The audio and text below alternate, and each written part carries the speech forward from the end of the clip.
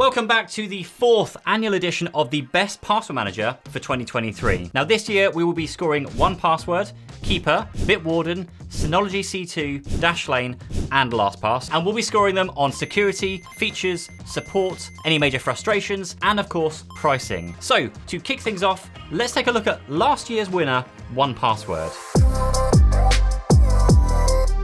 In terms of security, 1Password has a unique and strong approach as standard with the use of this security key to protect your password vault. So in addition to your username and your password, when you sign up for their service, the device you're using generates something called a secret key. Now this is something that's not known to 1Password, it isn't stored by 1Password and isn't transmitted to 1Password. In addition, they have support for two-factor authentication, either using an app such as Authy or Microsoft Authenticator, and they also support something which I'd highly recommend everyone uses along with any password manager, and that is one of these YubiKeys. So more of these in a moment. So as far as security goes, I sign into 1Password with my username, the master password, plus the secret key, which nobody knows except for me, and I have to physically plug in and touch this YubiKey to confirm that I'm trying to sign in. Now these YubiKeys are kind of optional extras, you don't have to use them, but given that you might be storing everything from usernames, passwords, bank and credit card details, personal IDs, passport information, like literally everything, it's well worth doing this. Once you are logged into your device though, there are some handy integrations with Apple. So whenever I need to unlock my password vault from within Mac, I can just use Touch ID,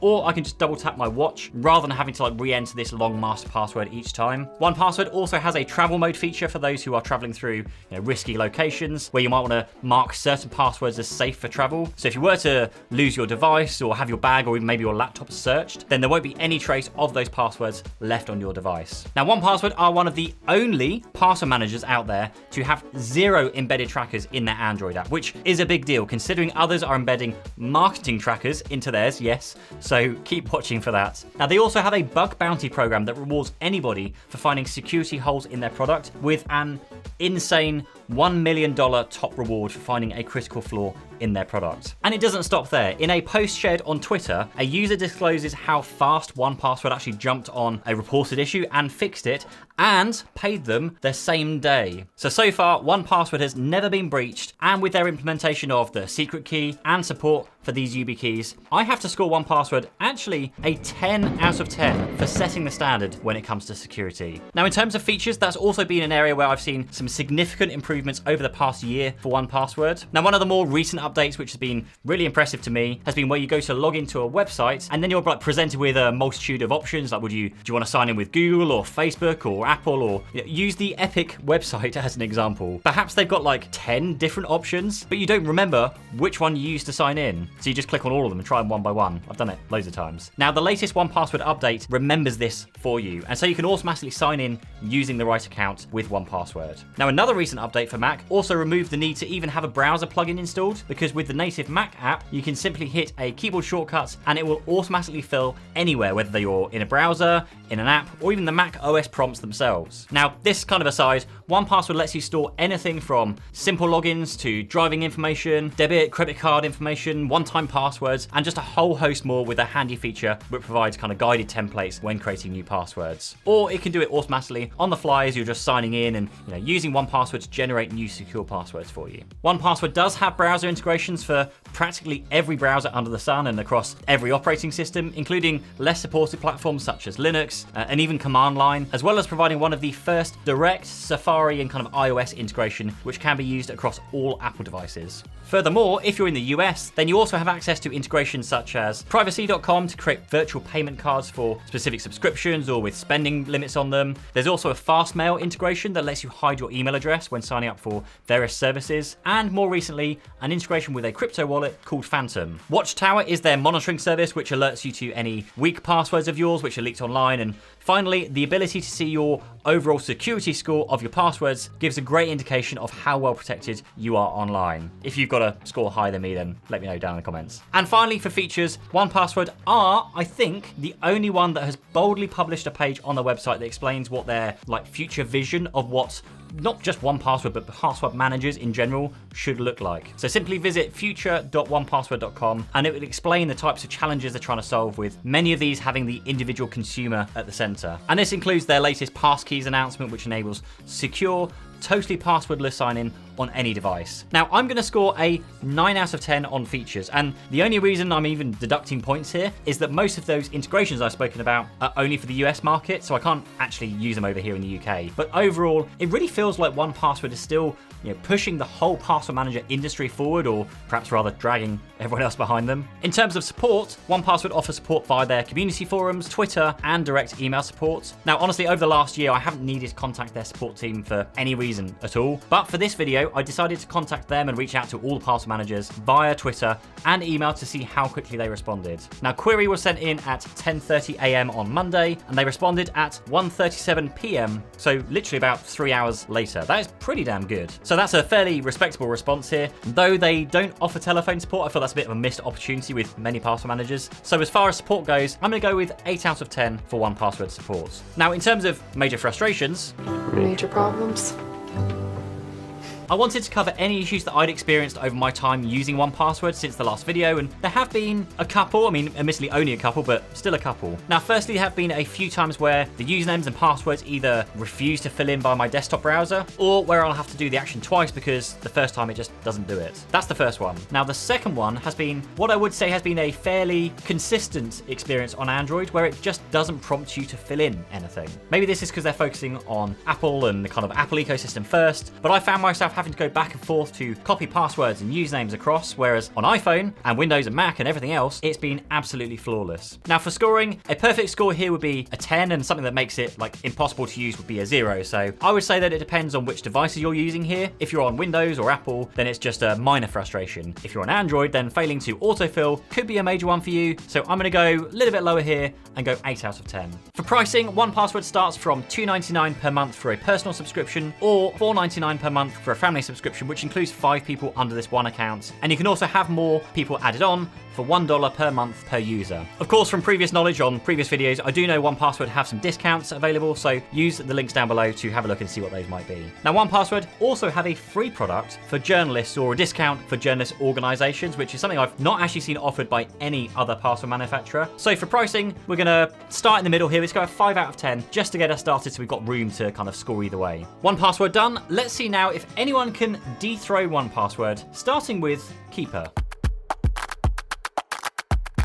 Security is a top priority for Keeper and is still very, very strong. Keeper encrypts the vault containing all of your passwords and then encrypts the individual passwords separately using separate encryption keys, and so using a very strong form of encryption there. Keeper is also one of the only password managers to have 0 embedded trackers in their Android app, and like 1Password, Keeper has never been successfully breached. They offer similar support to 1Password with the likes of two-factor authentication, such as apps like Authy, but also YubiKeys and authentication with devices such as Apple or Android watches, fingerprint, Face ID for mobile devices, those kind of things. Now, they also have a bold claim on their website from a blog post which was actually updated in 2023 very recently to say that Keeper is the most secure, certified, tested, and audited password security platform in the world. Now, digging into this a little bit further from a blog post in July of 2017, Keeper talks a little bit about their emergency access feature, more on that in a moment, with the example of someone who passed away who held passwords for some like critical business accounts, and even though they didn't have emergency access set up, they could still get into the account by getting into their email accounts, followed by a password reset procedure, and providing answers to several security questions. Now, just from experience here, people's email accounts get phished like literally every single day, and people provide very easy to find and easy to guess answers to security questions, which I feel makes this feel like it would be possible to get into someone's account if someone wanted to. But with that said, I also feel like I'm being maybe a little bit harsh on Keeper, because from my research, they are still one of the most secure password managers out there, and so I am going to score them a 9 out of 10 here, with a point docked for their kind of seemingly self-endorsed statements. You did it! Congratulations! World's best cup of coffee. And also, I do feel that 1Password's implementation of their separate secret key is just more secure, given that example I've just given. Anyway, for features within Keeper, it depends on who you are. So for the regular Joe, it does everything that you need and kind of expect password managers to do. It stores, generates, and autofills your various usernames and passwords into websites and apps without issue, and that includes across Android devices, which is something I've just mentioned that 1Password seems to struggle with. You also get custom fields, which means you can store all sorts of information from person personal ID, driving licenses, passport information, right through to credit cards and debit card information, including photos. So again, all good stuff here. Now, if you're somewhat of an IT techie, then Keeper has many more integrations with like way more enterprise platforms that might be of interest to you. And whilst they don't have many, or rather any, consumer integrations, they do have a built-in ability to grant up to 5 emergency contacts access to your vault in the event of emergency. Now, this does make for a very convenient way of giving access to, say, your significant other in the event that you're put into hospital and they need to get access to your life or health insurance policy information, which is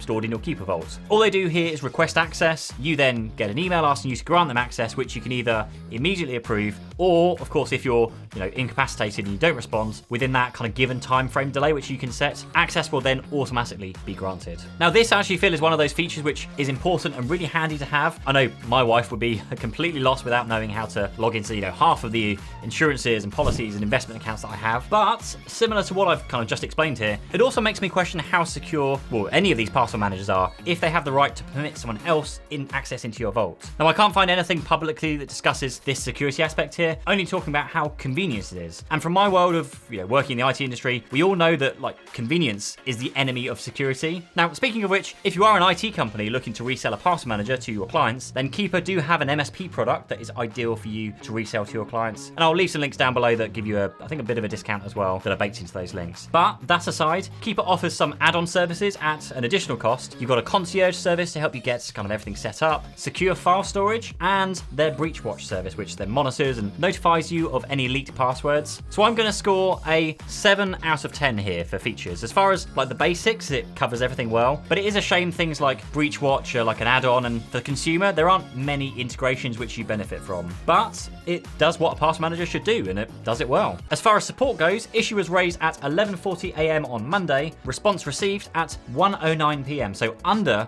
2 hours, but they only seem to offer support for consumers through this online contact form. There's no telephone support, no Twitter support, so I'm going to go with an 8 out of 10 for support here. It was slightly faster than 1Password, but there are also less support options and still no telephone support. For major frustrations, actually, I don't have much to say here at all. Autofill works well across both Android and iOS, though admittedly they don't have as nice of an autofill experience on Mac as 1Password, but that's not a feature they offer, so I can't dock any points for that. I think that if anything, it's going to be that their features like their breach watch service that monitors any leaked passwords and storage or additional costs. So I'm going to score Keeper an 8 out of 10 for actually just lacking any major frustrations. Now, in terms of pricing, $2.92 for a personal subscription, which is pretty good, and $6.25 for a family subscription for up to 5 people. Now, they also offer a Keeper Plus bundle, which bundles in the file storage and the breach watch for $4.87 per month. Now, this overall makes Keeper quite a bit more expensive than 1Password is, so I'm going to score them a 3 out of 10 here, so we've got a bit of room to move around. But with it being better at autofill on Android and still very, very secure, this might be the better choice for you if you carry around an Android phone. Up next, let's talk Bitwarden.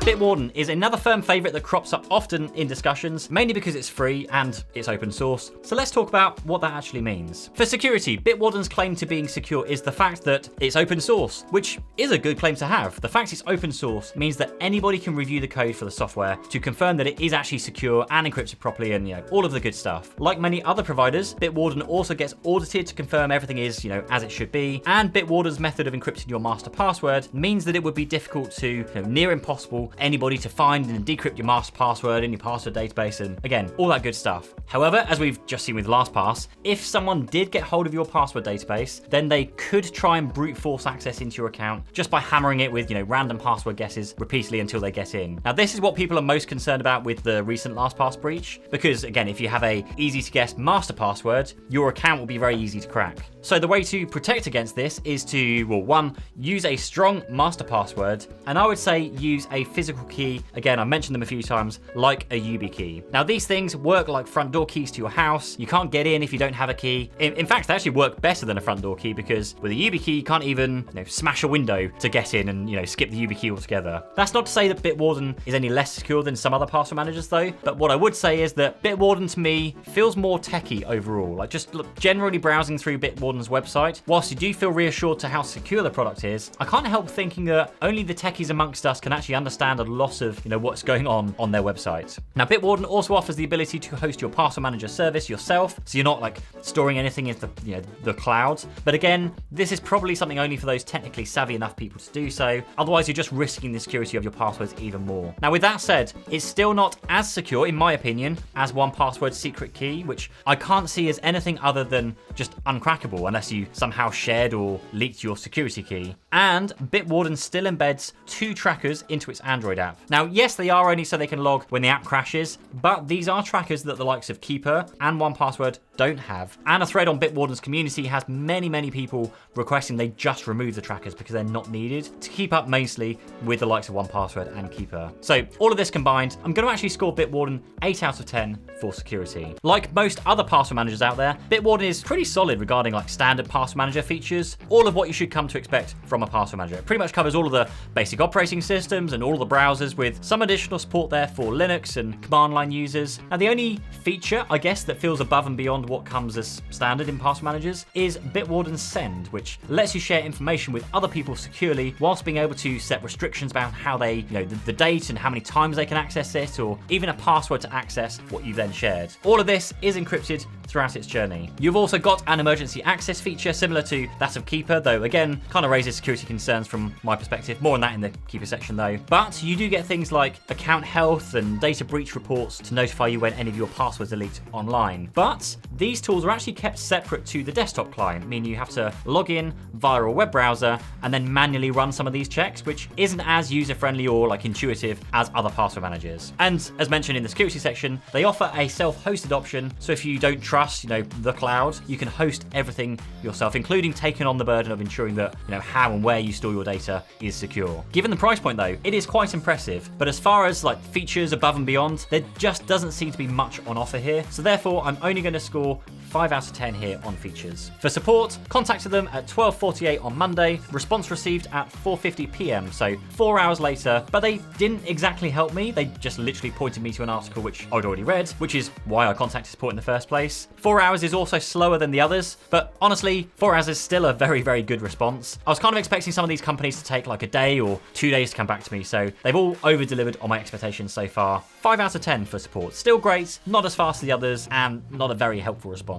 For Bitwarden and major frustrations, for me, it's just that the client feels clunky and bland. I know you're not meant to judge anything based on like looks, but it just feels like I'm using an older like Windows XP app, which should have been updated, but just hasn't. Things like being able to click and drag the client when clicking in like certain areas can kind of get quite annoying when it doesn't work. Another silly and probably minor thing, but if you still click on the row, which in my eyes should still select the item, it does nothing. It's just like empty white space, as is the huge white space with the Bitwarden logo on the right-hand side. There's also an area where I'm trying to scroll using the bar down the side, but instead it's moving the whole client now. It's really quite annoying. Also, those tucked away features in the web version which aren't built into the app itself, information on which passwords have leaked, which means a bit of back and forth again, something that just, again, it just feels a bit clunky to me. There also haven't been any major developments in the product that I've seen since last year, like no crazy innovations like we've seen with some of the other password managers. Though as I said in this last review, but as far as the product goes for like regular people, Bitwarden's good. But if you're a more advanced like techie user, it might score higher for you. Now I will score major frustrations as a 5 out of 10 with a points dock there for like a clunky interface and some hidden features. As far as pricing goes, Bitwarden is very impressive. So for just $10 per year, yes that's right, per year, that includes also 1 gig of file encrypted storage, offers fantastic value, and they also offer a family version that's just $3.33 per month, which includes up to 6 users. And you can also buy additional storage at $4 per gig per year. You can't really beat Bitwarden for pricing if you look at like the premium accounts, but if it's a family account, then you can still get very close and sometimes even beat their family pricing when considering discounts with some of the other password managers. Now again, links down below for all of those, which I'll try to keep up to date kind of over this year. But because the personal premium pricing is so competitive, I'm going to score Bitwarden a 9 out of 10 here on pricing. But wait, there is a new entry for the free/low-cost password manager. Enter Synology.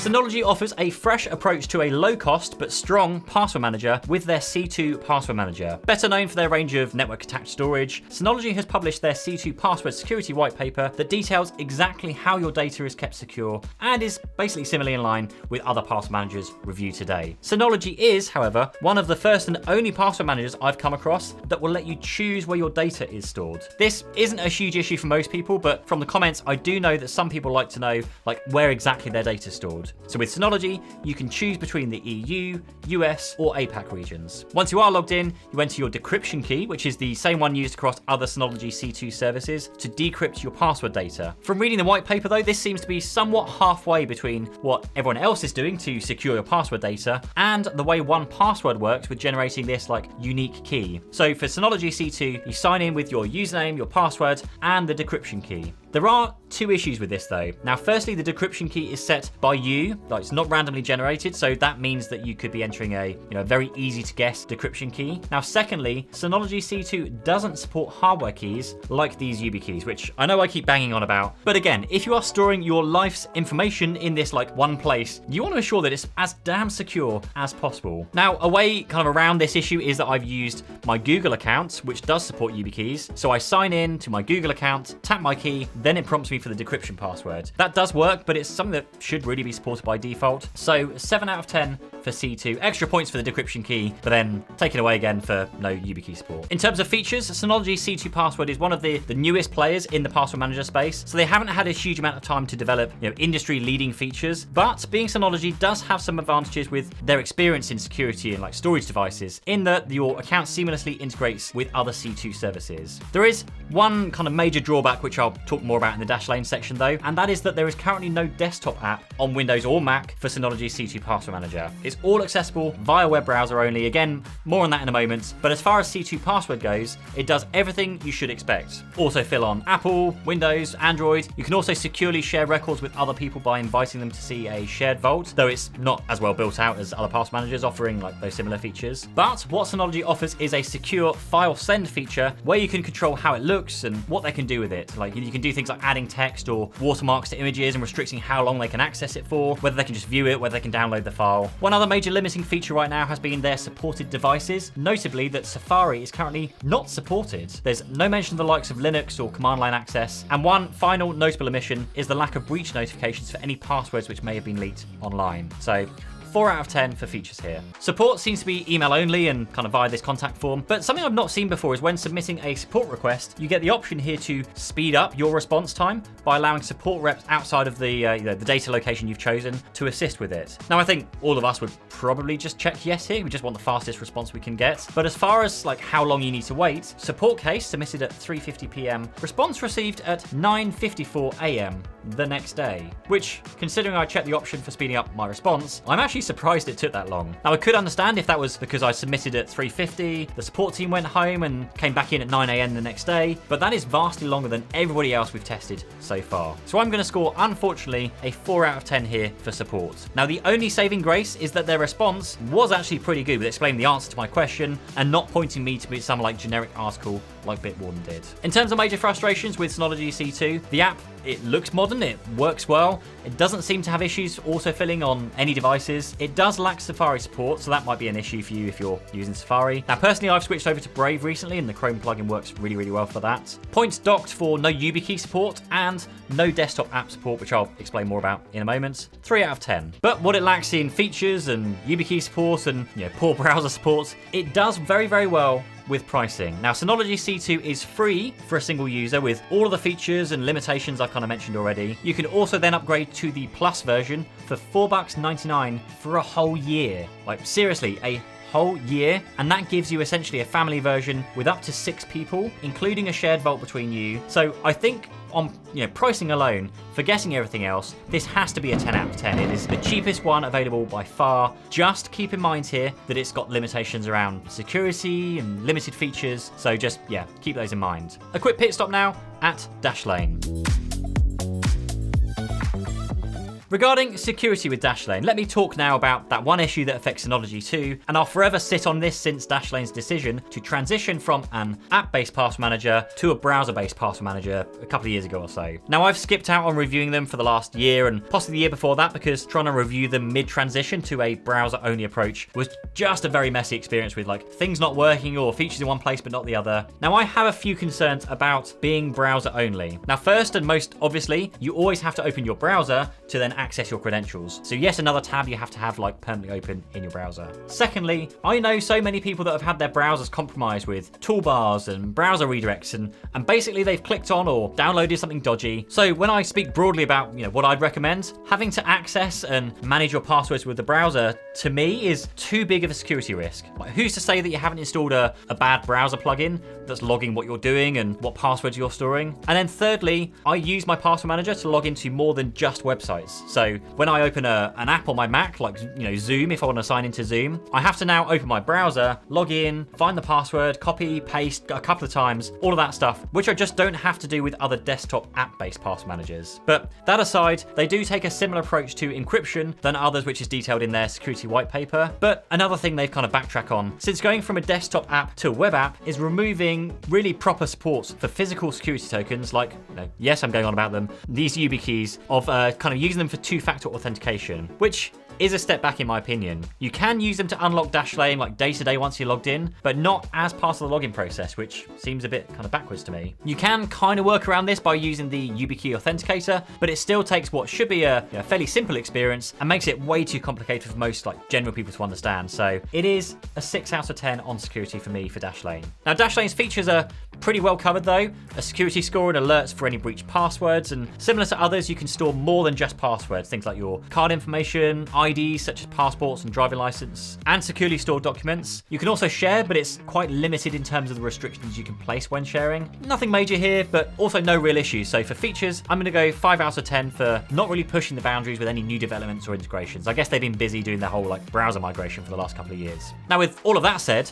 support was an interesting one for Dashlane. They are the first ones that I've come across that offer live chat support. And hopping on to ask a question, once I kind of got beyond the automated chatbot, I was in queue position 2 whilst waiting, which is pretty good. So chat started at 2:55 PM and chat responded at 3:01 PM. So they win the fastest response out of all the password managers out there so far. So I'm going to score them a 7 out of 10 here for support, which still frustratingly, none of them offer any form of telephone support, which I feel that's like the pinnacle of like support that you need from a password manager. Now, for major frustrations, the autofill on iPhone can sometimes be a bit clunky, though it does seem to work fine over on Android. And I think, of course, I've already given this away, but the lack of an app to me causes me problems when using the software, like lack of YubiKey support as well. So major frustrations get a 4 out of 10 here. Pricing for Dashlane is $275 per month for their advanced account, which gives you dark web monitoring as standard, which is nice to see. But they also have a premium tier at $4.99 per month, which also includes a VPN. Now, something I haven't reviewed this as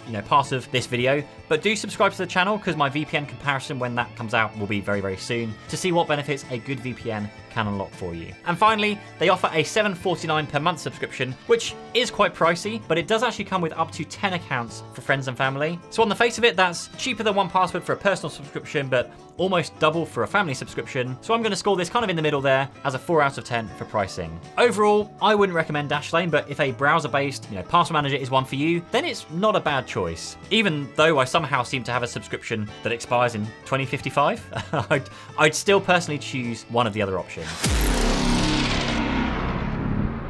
Now, next up, I need to tell you something very important about LastPass because, of course, it's made tons of headline news recently, as well as some shocking, really shocking information on their response to a flaw discovered in their product. After a quick word from our sponsor. AVG offers protection for Macs and PCs across business and personal computers. I actually remember using AVG Internet Security way back in the 90s on my dad's computer, so they have decades of experience with a product that's always been excellent at blocking bad things from getting onto your machine. To get up to 60% off for the first year, click on the link down below and check out their multi-award-winning security and features such as enhanced anti-ransomware and additional protection on accessing your webcam to a firewall that blocks anything suspicious, and with their 4.3 star rating on Trustpilot, you can be sure that you're in safe hands. So thank you once again to AVG for sponsoring this video and for supporting a small creator such as myself. Okay, so if you've watched any of my previous video comparisons on password managers, you'll know that every single year I've called LastPass out on this, and this year is no different. Don't like the way that was done, I don't like the product, and I wouldn't recommend it personally to any of my friends. They spent a huge amount on marketing and baiting everyone with a free product, then restricted it to force people to upgrade to their paid plan. They include marketing trackers in their Android app, for what reason I honestly don't know, which have no place whatsoever in any app, and in December 2022, LastPass had a breach so bad that they had to advise all of their users to change all of their passwords stored in LastPass as a precaution. But just before shooting this video, we also came across this. Now, this is just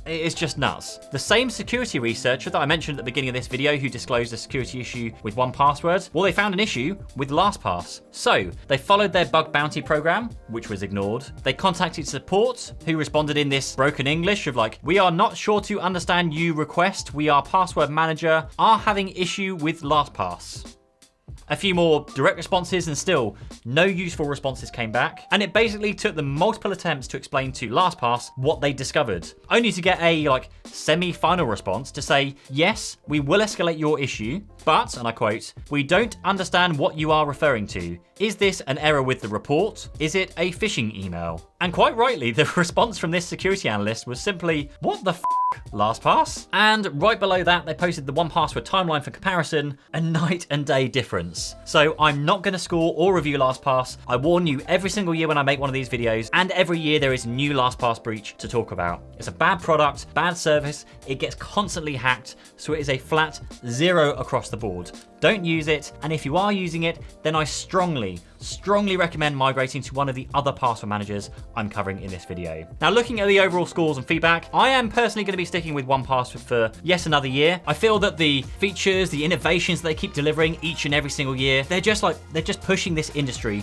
forward. But Keeper, for me, comes a very, very close second. And I will admit that I think that the user experience on Android is better with Keeper. But for their security, they're pushing the industry forward with new features and the integrations. I think 1Password still takes the win for me personally. But if you're after something more affordable, Synology C2 I think would just about win it for me over Bitwarden, just for the nicer interface. I think if Bitwarden would update to more of a modern UI that has everything in one place rather than have to jump back and forth, that could probably sway me. But there are, of course, a ton of other password managers that I could go through, like RoboForm, NordPass, KeyPass, to name just a few. But so as not to drag this video out any longer, I'm going to link to videos that I've made on these already down below, but let me know if you spot any mistakes or if you have any questions in the comments down below. Subscribe for more videos like this, and I'll see you in the next one. Bye bye.